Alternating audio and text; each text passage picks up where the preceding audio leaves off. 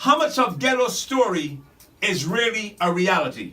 About 75%? 75% of Ghetto Story is my personal life experience. The next 25 is what I've read in the newspaper growing up in Jamaica, what we have seen on the news, or what my friends were going through at the time. Now, what area do you come from in Jamaica? What area were you raised in? I was born and raised between Kingston 11 and Kingston 20, which is Marvally Uenden, and from Marvally Uenden to Waterhouse. Then I spent from age 9 till I was a man, I spent it in Kingston 20 of Sherlock Crescent.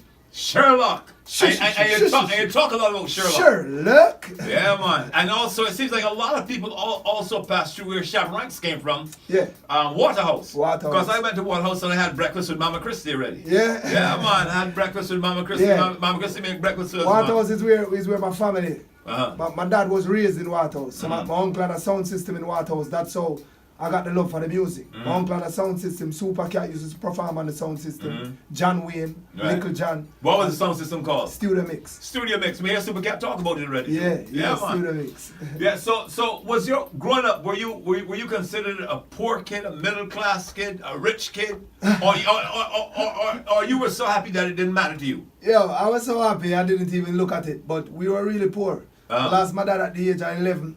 So it was my mom only sending all 4 of us to high school. At the time, my mom used to sell peanut from the home. Peanut, grater cake, drops. All of those grater cake and drops, those are made from coconut. Right. Yeah. With you boil the sugar. So we know the whole works. You understand? You know, so you didn't have an easy life, but your mom went out there and did what she had to do to make sure that she can provide that you guys can make it. Growing up, we had basically everything in the house. Anything. It wasn't luxury, but all the necessities. Good food, good home bringing. Like every Sunday we had rice and peas, chicken. I had some chicken on a Sunday. Yeah, it's all Some people had to wait for chicken for every month. Every Sunday for me. Right. Mama used to make sure, and that's why up to the day we have to pay her back. Abundance. So listen, when you first tasted success, what did your mom say to you, and what did you do for your mom? The first, people ask about the first big check. Yeah. But the first time you saw that, hey, I really made it now. I got a big set of money from a show. I got 10 grand a show, but money that you've never seen in your life before. What did you do? The first time I realized that I was a millionaire in Jamaican dollars. A millionaire in Jamaican dollars. Right.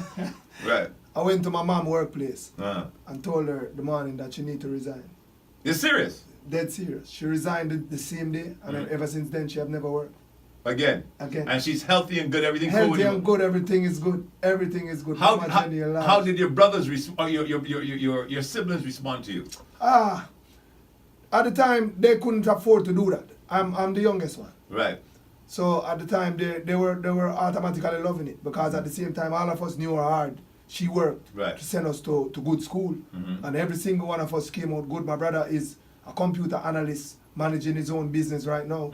My sister is a teacher for home economics, and she teaches a lot of kids. She have her own catering company right now. My next sister basically runs a hotel. So all of us came out and did well because of the sacrifices that my mom made. Wow. So they were all feeling good. We're talking to the one and only Baby Cham, man. On this record, the same Ghetto Story. Yeah. A big star like Alicia Keys. Yeah. And it's to my understanding that Alicia Keys called your team to get on this track. Yeah, at the time Atlantic didn't even know that we had a remix. Right. Alicia reached out, we did the remix under the cut, just we and her alone in the studio. And for her to even say that, you know what, I don't want to shoot my part in New York. I want to come to wherever you are shooting, in Jamaica, in the ghetto, where you are shooting your part, where the story really happened. Right. For her to even say that. So Alicia Keys kept it 100. 100. It was very authentic. 100. Like is the most down-to-earth, loyal, beautiful superstar that I know. You know, talking about keeping it authentic, Baby Cham. Yeah. Now, how did you get into this dancehall thing? How did you get into it? As I said before, my uncle had a sound system. Right. That's how I got the love for the music. Then I was playing a sound system at the time, probably at probably age 13, going on to 14, by the name of Super Tremor. That was our kids' sound system. We used to get booked for all the Sweet 16 parties. So, are you serious? Yeah. So we used to save our lunch money to buy 45. 45s are records. Right. So every week we used to try and get new hot songs. And Buju And you save your lunch money. Yeah, save your lunch money. So how much did a 45 cost in Jamaica then?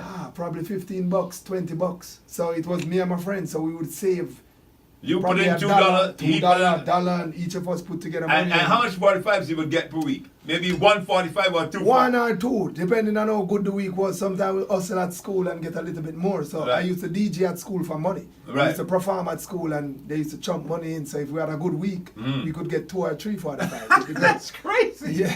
Now, before I continue with that, but when you look at it today, when a DJ can just download everything from the computer. Yeah, that's crazy. It's crazy.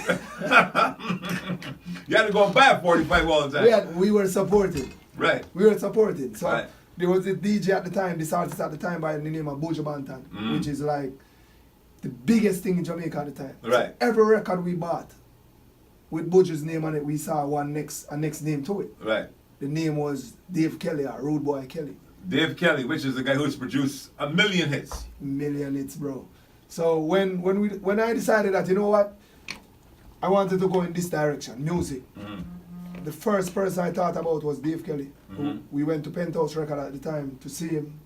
Did an audition. He liked our sound at the time and the lyrical content. But the deal was he wouldn't record me because I was still attending high school. Are you serious? I'm dead serious. So the deal was if I came back to him 2 years after with proof of graduation and good grades. Proof of graduation. Right. Graduation, that means you get your certificate that you did well. Right. And a song that had potential, he would give me a shot. I went back to him with my proof of graduation 2 years after. And the mass. Fire burn for the man, the mouth that will not stop run, pedophile Joe. That was the song. That was the song. And he gave me a shot. Ever since then, I lit a fire into my house. Lord have his mercy. Caribbean Fever 107.5 WBL.